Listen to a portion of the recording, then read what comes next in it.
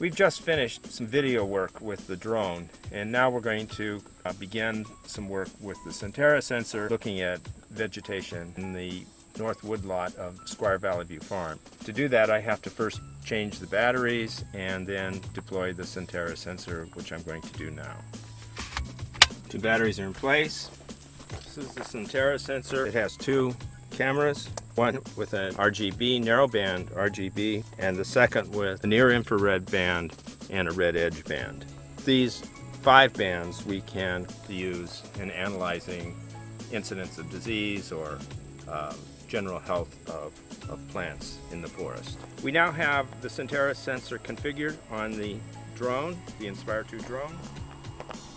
We have a flight set up that's about 39 acres of the north woodlot that we're going to be filming.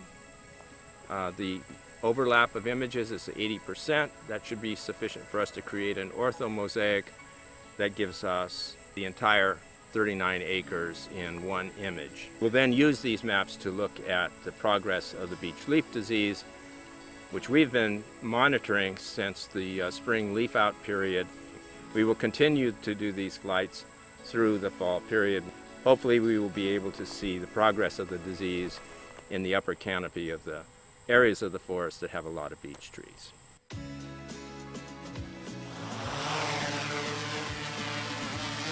The drone is currently on an automated mission and we're just waiting for it to come back. Alright, the drone is on its way back and it should be landing pretty soon.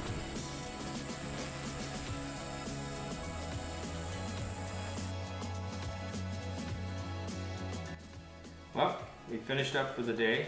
We accomplished everything that we set up to accomplish, and we're in the process of putting away the drone for next time. All in all, a very good day.